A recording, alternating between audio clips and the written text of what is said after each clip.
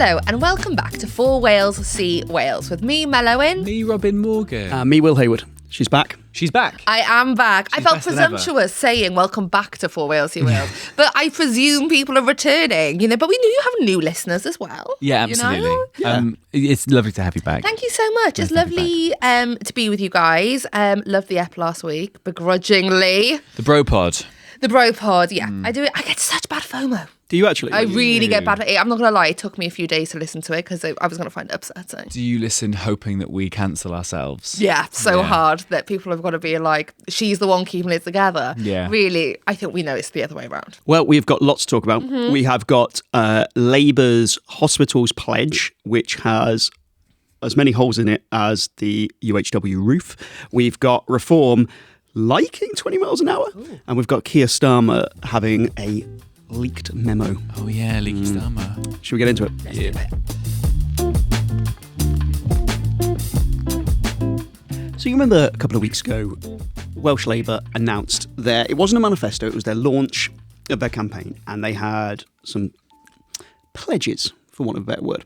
And one of them, which they were super keen to talk about, was they were going to do £4 billion. £4 billion for some improvements to Wales's hospital estate. So, Welsh Labour said, the new £4 billion Hospitals for the Future Fund would modernise some of Wales's oldest NHS estates, providing state-of-the-art hospitals.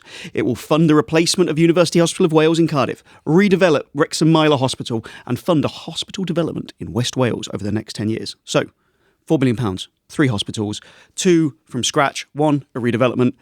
Pretty big, yeah? Yeah, huge. Quite positive, right? Mm-hmm. And this was not a throwaway comment because Elena Morgan said, the NHS is not just a service, it's a promise. We need to renew that promise, not with slogans, but with the biggest investment programme in our history. Okay? Sure, great. Exciting. Okay. I had some questions.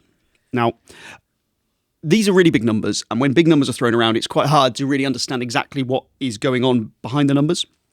So I asked Ryan, who I work with, to go to Welsh Labour and ask 3 questions. So how much money has been earmarked for each development? So £4 billion is £3 billion going on UHW, £500 million going to Wrexham. Like, how's it going to break down? I asked, what about the maintenance backlog? So at the moment, there is a huge backlog of stuff that needs to be done to repair Welsh hospitals and Welsh NHS buildings. It was about 1.2, 1.3 billion. With inflation, it's probably around 1.5. So let's say 1.5, but it's over $1 billion. Sure.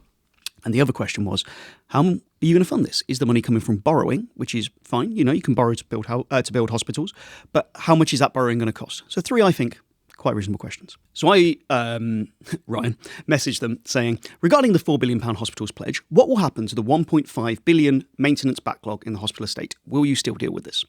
And they said, a Welsh Labour spokesperson said, our Hospitals for the Future Fund will address the maintenance backlog, including building the new hospitals in North, South and West Wales. We will continue to work with health boards to address the capital maintenance pressures.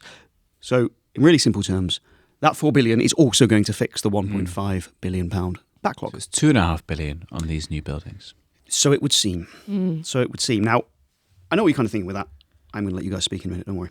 Some of that money, that 1.5 billion, could be fixed because if you replace the hospital, you don't need to do other maintenance. But let's be generous and say to them that £1 billion is going to be spent on the hospital's backlog, and the other 3 billion is going to go on the hospitals. So we said to them, can you break down that money? How much is going on the Heath, the new Heath? How much is going on Wrexham Myler? How much is going on a hospital in West Wales? And how much has been spent addressing the maintenance backlog? Can you divide this up and explain where the funding is coming from? And this was the response. We have announced a £4 billion Hospitals for the Future Fund to support the development of these hospitals. A more detailed breakdown for the funding for each project will be available as each scheme is developed. Oh, so they're going to work it out as they're going. Yeah. That's what we're hearing. Yeah. That's fun. Oh, that is so unpromising. That's terrifying. That's a fun way to budget a huge multi-billion pound scheme. Yeah. I'll be honest, very much how I run my finances. Yeah. I'm always like, I've never not had it. Do you know what I mean? I've always landed on my feet. Somehow, it's been hairy at times, but I've always landed on my feet, and that's my financial strategy, right? And it feels better than this. It feels less holy than that. Feels like my plan for when I go and do the big shop while hungry. Yes, exactly. I think I know how much I've got to spend. Yeah, I think I know, yeah. I ended up with 20 meringues. How's that happen? I have 50 quid and I'm gonna get these things. Yeah. But how I spend it and how I divide it up. Yeah. I mean, 30 quid could go on my meal right now, and the rest of the 10 for a week. Yeah. You don't need every single brick accounted for, but you would hope that if they're announcing this, that they would at least go, oh, that's going to cost at least that. Yeah. Get quotes. Yeah. Ideally. Get 3 quotes. Yeah. Trust a trader. Yeah. We're sponsored by Checker Trade this week. This is so ridiculous. I can understand possibly if they had said to you, like, we'll be divulging the detail in the coming weeks or whatever. Not as we're working it out also. Yeah. That is, I mean, I do actually respect the honesty. They're like dropping festival lineups. The new Heath. Oh my God! The Wombats! I was in the Ticketmaster queue. Like, can I get a hospital space, please? Please. Obviously, they haven't thought about exactly where the money's going to go. No. Surely they've thought about where they're going to get the money from. So we said, regarding borrowing, we said, if you're planning to use Welsh Government's borrowing powers to pay for the projects, can you outline how much this will add in interest payments to the Welsh Government budget? They said, we have outlined a 10-year pledge. It is not yet possible to predict with certainty the cost of borrowing until the plans for the hospitals are at a more developed stage. I mean, to be fair, if you don't know how much the hospital is going to cost, how can you possibly know how much you're going to need to borrow? They've got you there, Will. They've made you look a real mug. Yeah, Will's the mug in this scenario. That is so... But then also, do you think there's an element of they're like, we're not going to be doing it? Maybe. We're not actually going to be doing it. So I'm not going to waste time doing fucking maths that I don't need. Yeah, let's work out the plans. You know, when you've got that massive work, that backlog of work, you go, okay, well, let's do this stuff pre-action. And then exactly. afterwards, we'll cross that bridge when we come to it. Exactly. Like, I'm not going to prepare my Oscar-winning speech now for something that I'm never going to win. Yeah. Do you know what I mean? Not auditioned for. Yeah, exactly. For a film I'm not in, haven't auditioned for, probably not going to win it. Do you know? It just, I kind of understand. Are they manifesting? Maybe. I think they're manifesting. That's what they're doing their I can pledges actually for. see the small print here and actually just says, this is a problem for future Leonard. Yeah, nice. Do you know what? I feel a little bit like Leonard Morgan this morning. Go on. Because do you remember she said the way she prepares for FMQs is by having Haribo. Haribo? I had Haribo for breakfast. Did you? Yeah. There's these like twin snake ones. I don't know if anybody's seen them. Sweet on one side, sour on the other. So way. you take a bite, they bite the head of the snake. You get sweet and sour at the same time. So is the snake divided down the Yes. down the back, middle of the back, or is Yes. half the snake? No, so they're two tail is- snakes oh. joined. Yeah, they're joined in the middle. Their Entwined. tails and their heads are independent, but they're joint body, Siamese snakes. And one is sweet and one is sour. Do you sometimes think we prepare this podcast like that? Well, Labour prepare to build hospitals. I'm never the person to be going like, let's get back on track. But halfway through Double Snake Gate, I was like, let's talk about hospitals. We're gonna. I think the point was about Leonard Morgan, Yeah, though. yeah, yeah. Oh, yeah. You know, she did say that on the pod. Yeah, wild. And do Yeah. you think it's changed your energy? Well, very much so, clearly. I can't plan for anything, can I? Can't plan shit. Will continue. There's not much more to say on this after that. But actually, I do want to. I'm going to use this as a quick clarification. So, last week, week before last, should we use the phrase aggressively mocked Welsh Labour for their plans around homelessness because they would announced that they would end homelessness by 2034. I laughed at the fact that they'd actually done a high-level action plan for ending homelessness by 2026. Fair enough, I'm going to clarify. The Ending Homelessness in Wales high-level action plan from 2021 to 2026 was a plan for those 5 years. They didn't say they would have ended it by that point. Right. So I want to be clear. They didn't say they would have ended homelessness by 2026. When did they say previously, though? They were going to end it by 2020? They didn't do it in 2020. It was poverty. Poverty. They've There got you me go. there. Now So- I look like the mug. So it was not an official target to end homelessness by 2026. But yeah, so maybe they'll do it by 2034. Maybe I've been really harsh on them. Maybe. Do you know, I wanted to raise with you guys really quickly. I was at an event last Wednesday, the Hub Cymru Africa International Women's Day celebration. And really great event and loads of people there. And I will say there was a lot of love for the Welsh Government there. And I just thought it was really interesting. I just thought it was worth bringing to the pod because we do give them a lot of stick, Yeah. validly so. But there was a lot of love from these different groups for Welsh Labour. And do you know what? A couple of, I go to these events quite a lot. And Jane Hutt's a big star at these shows, you know. Jane Hutt? They love Jane Hutt. And I think she must do a lot with marginalised groups. Forgive me for my ignorance, but she must do. Because honestly, she gets name-checked all the time at these kind of events. That's cool. Yeah. I just thought, we do give them a kick in, but I just thought it was worth actually bringing up things that they clearly do well at a time where minorities probably aren't feeling that welcome from everybody. There was genuinely groups being like, we just want to thank the Welsh Government for everything they did since we've got here. And, you know, so it's actually worth giving them a little bit of credit. You know, they get a lot of criticism for these schemes like, you know, Nation of Sanctuary, planting trees in Uganda and things. And I suppose they get called woke and progressive as a government quite a lot. But maybe if they are no longer in the government, there is legacy there. There are actual things that they've made differences to people's lives from these wokey, progressive policies and stuff. And maybe a bit of time out of government might be good for them to kind of go, well, actually, look, this is the legacy that we actually did away from the noise. Yeah, and to see what they really have actually succeeded at. Yeah. And this is an area clearly where they have succeeded. And it just struck me like, you know, this is maybe the third or fourth time I've heard the Welsh Government literally being name-checked, Jane Hutt specifically. And Lynn Morgan is often at these events, you know, which as First Minister takes a lot of time to go and do, you know. So I just, like you say, their legacy in that area is probably quite a solid one. Yeah, fair. Let's carry on. So, did you see last week the Keir Starmer leaked memo? Yeah, this was the memo from, well, it was a few months before, wasn't it? Yeah, it was from back in December. Yeah, and it got leaked last week. It got leaked last week. So it was a memo that Keir Starmer sent to members of the cabinet, where he talks about devolution. This was actually just a week or so after. Do you remember all the Labour MSs, like a third of Labour MSs, writing to him saying, stop undermining devolution? So he was like, no. He was like, no, sorry. Boring. Who is this? He said, new number, who this? Yeah, who this? So Keir Starmer sent this memo. I'm not gonna read you the whole thing because it's actually quite long, but I'll give you some context. So he said that the importance of next year's election in Scotland and Wales cannot be underestimated, and their results will not only shape public services in those nations for years to come, but also have a significant impact on how we govern at a UK level in the second half of this Parliament.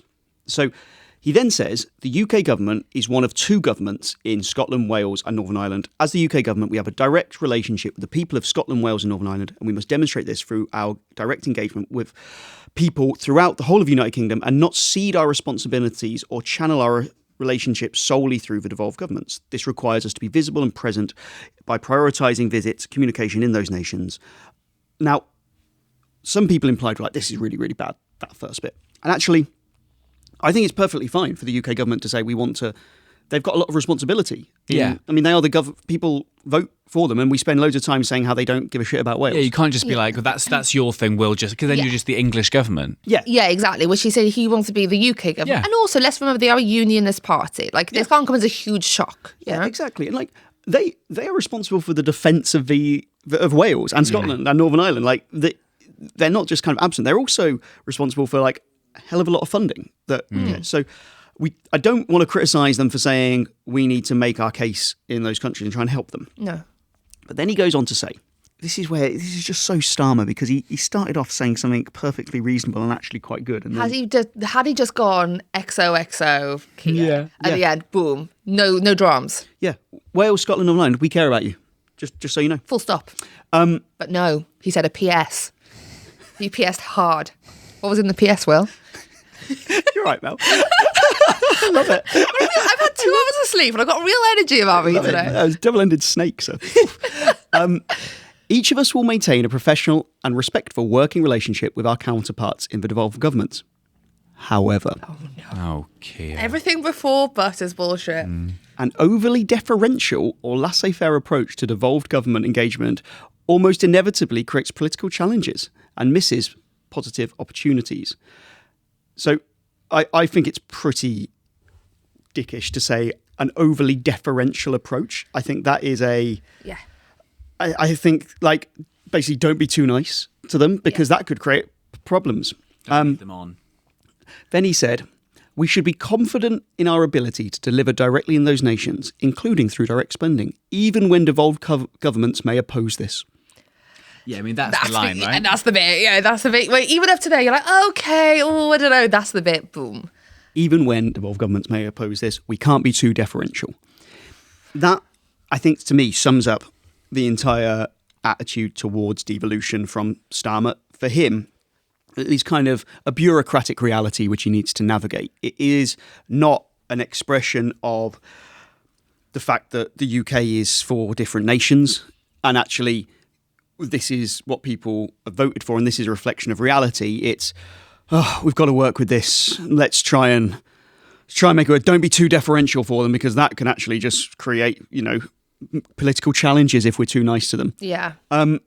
Also, mad that this is at a time when his own party have been in government in Wales as well. I know. Do you know what I mean? At a time where he can't even be too nice to his own party in Wales. Yeah, this you could see it as this way of going, well, let's show them how we can have England and Wales working together, and then maybe try and get the Labour vote back up in Scotland. You could really see this as, like, we are stronger together, right? Yeah, You can really have this as an example of that.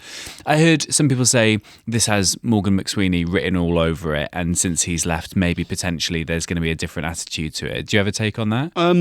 Yeah, I don't think you can argue that Morgan McSweeney was a great kind of advocate for devolution, but also I would also say that Keir Starmer is the Prime Minister, right? and signed it. Yeah, he wasn't like tied up just saying, "Oh my God, please, can we just devolve rail?" And he was like, "No, send this memo." Shut up, Keir. You sound like you got bread in your mouth. Do you know what he could have said? He could have done this in time. He does, actually. He does. You could have said, the next elections are really important. We are a government for Wales, Scotland, Northern Ireland as well. We have got, especially in Wales, we have our colleagues there who say that in order to make things better in Wales, they need these things. How can we best equip them to do that? It wasn't that. It was, we need to spend money how we think's best. Sod those guys who we were going to be walking in lockstep with. Yeah. And we're in charge, know your place. I think that's it. And I think he was on the edge of a perfectly reasonable point. Like, close. Like there'll be people who are advocates for Welsh independence who say, well, why is he getting involved anyway? And I'm like, well, actually, if we're talking about the reality of the UK, the UK government, Wales is in the UK. And he's the Prime Minister of the UK. Yeah, like, he kind of has to. Do you know what I mean? Of everyone who has some right to say, actually, let's try and influence stuff, he's perfectly within his gift to do that. It was just a dismissive nature of it, isn't it? And I suppose, like, if you want to spend money in Wales directly, I mean, they did that with the plant. The plant in North Wales. Yeah. I mean, they did that maybe alongside the Welsh government, but they're spending a lot of money there. It's going to put some jobs there and stuff, isn't it? Yeah, they can do it when they want to, right? And I don't think there'd be many people who would be anti a more active interest from the UK government in the further development of Wales. I mean, I'm sure, there will be people who really are frothing at the mouth for independence who would be like, absolutely no, get out completely, we'll do it all. But I think generally most reasonable people would think a good, positive, active interest in Wales is a good thing, right? Yeah, I think if they funded that Swansea Bay tidal lagoon, if they was funding bits of electrification on rail, and like Wales borrow as much as a council. Yeah, sure. All options all available. Those things. Well, that's where I draw the line, actually. Well, that's too much. Let's not be silly. Can I ask what Welsh Labour's response to all this is? Because embarrassing, right? I mean, it's so hard to come back from. So Elena Morgan was asked about this in first instance of questions. Now, the Rena Corn was a sneaky horse over this. Because, no, stop. Yeah, just emerged from the foliage. Oh, did he drop this? Yeah, so there was no kind of forewarning. And he was like... He turned up and took it off his spike. Have you read this? Yeah, he just like nuzzled his face across the chamber at her. Yeah. No, he...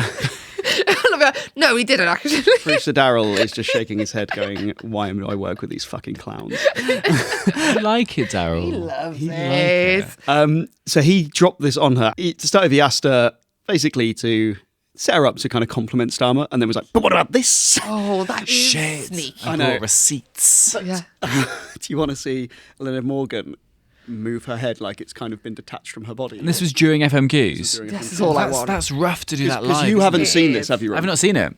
Now, the First Minister's run out of road when it comes to apologising for and defending the Prime Minister. Labour is now actively working against the interests of Wales in order to protect its own interests. Surely she must agree with me that the Prime Minister's attitude here is contemptible. Independent referendum, though? Just Sorry.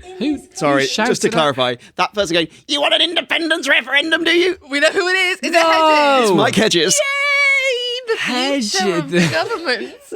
The young generation. Oh, my. I knew exactly who that was. Emerging from the hedge. What about this? Oh, do you know what? I'm going to miss him. Mind you, I'm not going to miss him. He's going to get his seat. Yeah, he's going to get back. And it's good that he managed to get off his phone. Right, carry on. There are 7% of people in this country who are worried about paying for oil, heat in their homes. Yes. And do you know what I can do? I can pick up the phone to the First Minister. In fact, even today... Oh, she said First Minister, didn't she? The Cabinet Secretary has been speaking directly to Labour government ministers to ask, what are you going to do about it?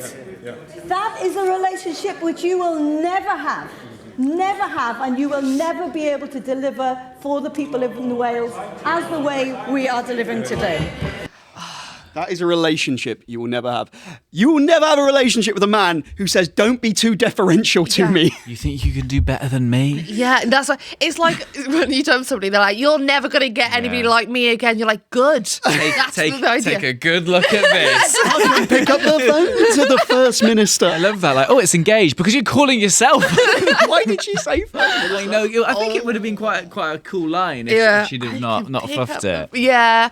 Oh, I feel for her because he set her up naughtily. I can pick up. It was that. Pick up the phone to the First Minister. I mean, I grew up watching EastEnders in the late 90s. It was a bit Slater family. It was, but we've said her talents are misplaced here. Yeah. Because what a delivery that would have been. Like you say, EastEnders. Yeah. That would have been clap great. back. Get out of my Senate. Yeah, it's a bit of that. It's a bit of that. Yeah. Oh, that was unfortunate. That was. I hope her neck's okay. That is the relationship that you will never have, isn't the best reply when the other half of the relationship is telling people not to be too deferential to you and carry out actions even if you disagree with them. Yeah, I mean, of course, like, thank God that's not a relationship I'm going to have. Yeah, it's like when you hear people talking about their relationships, like, oh, he's a pain in the ass, but I love him. Like, yeah. Oh, he's a twat. He's my twat. Can't think of anyone else I'd rather be. You drive me mad, but I can't think of anyone else I'd rather spend my time with. Get a better boyfriend. Yeah. Darren doesn't respect you. I haven't got anyone in mind then. Miller. Alan Davis in the background was fed up. He'd lost it. He doesn't care anymore. Alan Davis had his head in his hands. Darina Corn had his head in his hooves. There was I think I counted 3 people who holding their face as that was going on. How many more FMQs are there before recess and before? Could it be 3 or 4? So some of them this is the final last hurrah. Do you think they're going to sign each other's shirts at the end? Oh, at the end, that would yeah, how sweet. Do you want to hear number 10's response? Go on. So I went to the comment and they said, "We make no apologies for being determined to deliver for the people across all 4 nations of the UK. In Wales, Scotland and Northern Ireland, there are clearly reserved areas of governmental responsibilities, and this government is committed to upholding this devolution settlement with mutual respect and partnership." Now, let me just... The problem with that is that when you say there are clearly reserved areas of governmental responsibilities, the problem is they're not very clear because legislation, which was introduced by the Tories to deliberately undermine devolution, is now being used and it is undermining devolution. And that was the issue that Welsh Labour Senate members had. So the problem is there isn't a clearly defined areas for governmental responsibilities and the areas which are clearly demarked as your responsibility, like rail, you're not doing anything. Yeah. So, it's so difficult because if on paper you look at Eleanor Morgan and Welsh Labour's argument and you go, it makes complete sense to think we will have a better relationship with a Labour UK government. We will get more out of it than anyone else. The issue is, as you've said, they haven't got enough out of it at a point where they've had all this time in power and people are yearning for a little bit of change across the globe. That incumbents are getting voted out. So we don't know. Reen can't pick up the phone, but we don't know if he's got the number yet, and we don't know what that's going to be like. We don't know opposable digits. Yeah, but we don't know exactly. Just clomping. He can use voice. He can use Siri. Yeah. We don't know what Dan Thomas is going to be like if he becomes First Minister. But the issue is, you've got the number, and it's just not getting enough stuff. It's not getting. No, having the number is not doing anything. That's the issue. Yeah. Because if we had a real tangible example of her picking up the phone saying we need this and Keir going, sure, here it is. Yeah. That would have helped us so much in a scenario like this. But there was the odd little, the goodies that did come. And all the little relaunches and things like that. If it was coming, it would have happened by now. Yeah. Yeah. Yeah. You mentioned Dan Thomas. Do you want to finish on a little thing about reform apparently liking 20 miles an hour unless it's in Wales? Oh, go on then.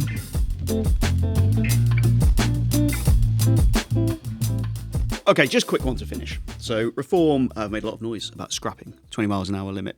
We were actually, on that topic, Mel, we were gutted that you weren't here for when we had to explain why Reform had mistyped spelling mistakes on the front of their manifesto. The Treiglo, yeah. So odd. Yeah. I mean, we won't rehash it again, but so weird. Yeah. So one of the things it did say in there was about scrapping 20 mile an hour limits here in Wales. So obviously we've asked them how it will work before. They haven't kind of clarified. But it's interesting because they don't seem to dislike 20 miles an hour everywhere. So Kent County Council, which is controlled by Reform, are currently running a consultation to roll out 20 mile an hour limits in 35 roads in Kennington in Ashford. An information page on their website enthusiastically described it as good value for money and said it will result in fewer casualties and more people walking and cycling.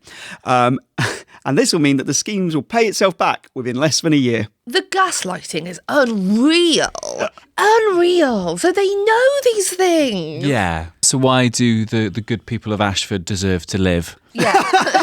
Well, and you can clip that out of context, Daryl. Well, my favourite thing was that they say that casualty rates have fallen elsewhere by 23% and specifically reference Bath, which is one of the UK's leading cities for 20 mile an hour, which is also where Dan Thomas has one of his properties. He doesn't live there. Don't weaponise his portfolio against him, Will. He doesn't like it. I've forgotten that line. Yeah. That's so funny. I don't want to weaponise his property portfolio against him. He's weaponising the property portfolio.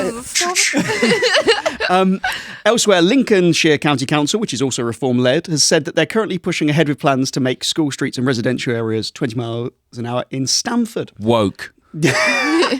Wanting kids to live. Woke. Sick. I mean, I'm furious.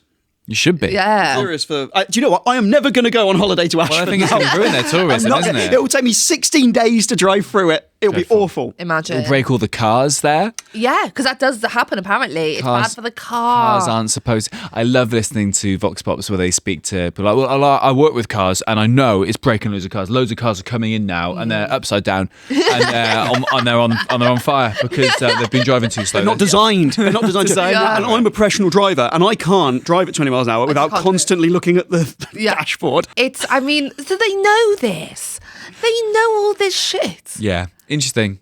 It's really, really interesting because it's still such a divisive issue, and the majority. I think they did some polling about it a couple of weeks ago, and its majority are still against it in Wales. If any other party, imagine if Labour were like dead against something in Wales, but we're literally rolling it out all over England. Well, HS2. For example. If there was a real disconnect between what they were doing in Wales compared to what they were doing in England, like complete polar opposites, everyone would have so much attention on it because it's Reform doing it. Everyone's like, oh yeah. Because we've come to expect this kind of tomfoolery. Oh. Yeah. Do you know what I mean? I do. It is tomfoolery. It is tomfoolery. We come to expect it. I mean, that's Daryl. Can you just make an edit point here because I'm not sure we can. That's pretty strong. We might need to bleep that. Guys, I'm not sure we can so put sorry. tomfoolery in the podcast. I know, potty mouth. I am bad. I am so sorry. Yeah, the comments are going to go rife. Yeah. I imagine they'll say that this is a clear example that Dan Thomas is in control of Welsh policy and it's not a Nigel Farage operation. Yes. And hyper-local policies. Maybe this is the future of government, Will. Why are you so against it? I love that you're going to suggest they're going to try and defend it in any way or not just ignore it and carry on. Right. Yeah, sure. That's a form of defence. I mean, if they lose an election in Wales, it might be 20 mile an hour's fault. All their voters couldn't get there in time. This is the problem. They started off at 8 a.m, 10 p.m, the polls are shut. They couldn't get there in time. This is why everyone else on the left obviously does family voting, and we all go in one car together, don't we? And all. I actually look to the elders of my family, and I go, "What do you think?" And then I do the opposite.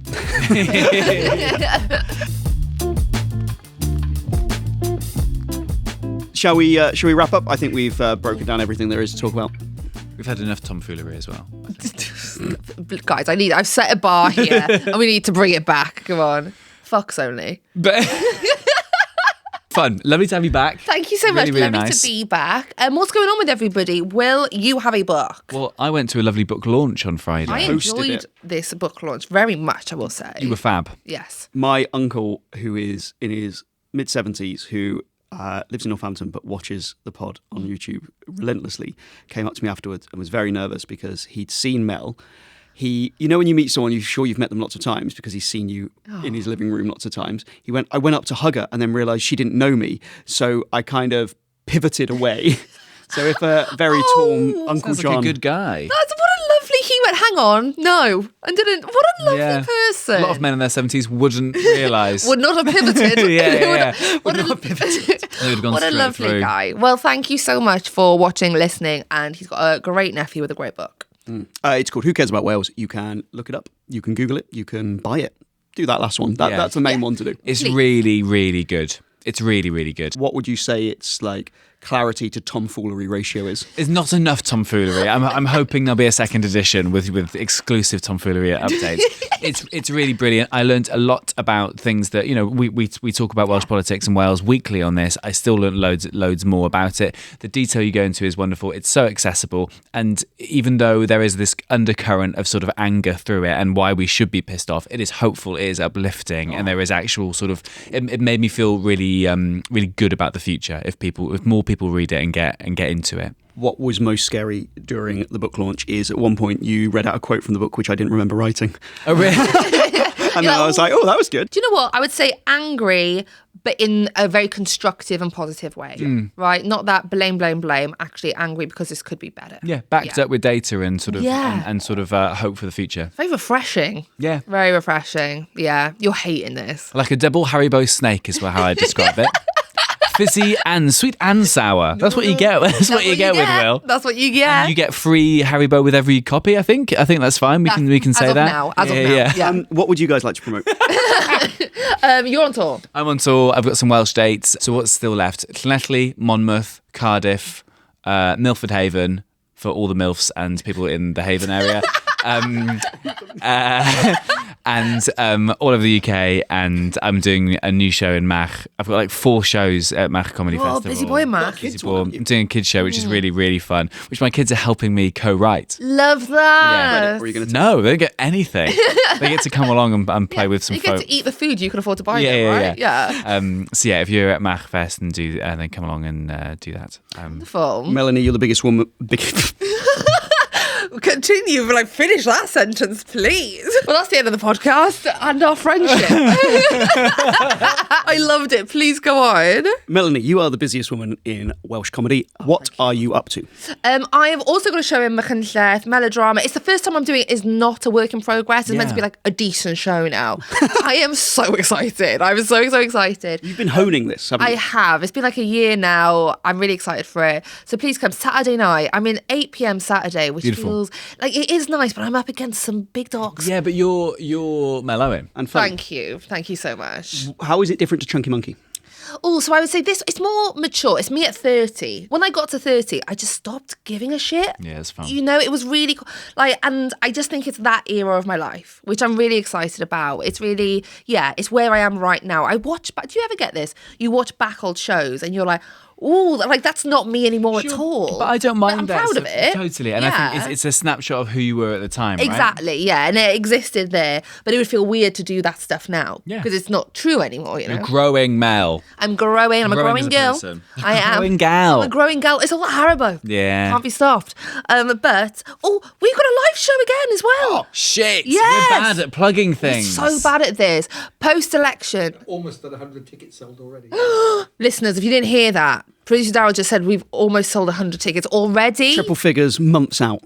Yeah. I think the first ever live show we did, so it's Cardiff, it's the Glee Club, it's an afternoon show on Saturday, the 23rd of May. So a couple of weeks after the election, we're having a massive sort of deep dive in everything that happened sort of like in the run-up, what happened on election night, some hot scoops from a very tired boy. You will have slept by that point. Yeah. So excited. Election bumper special live show. And bear in mind, that will probably still be in the period where negotiations are going on between parties over who's going to form the Welsh Government. So get your tickets now because I think there'll be a big rush after the election. So don't be disappointed. Yeah, be one of the nice early birds. Please. They make our life so much easier as well. Don't be a prick. Please. Just in life. Just get your tickets. Yes. Let's attack the listeners more. Yeah. I've been Mel Owen. I've been Robin Morgan. I'm Will Hayward. Bye. Bye. Right.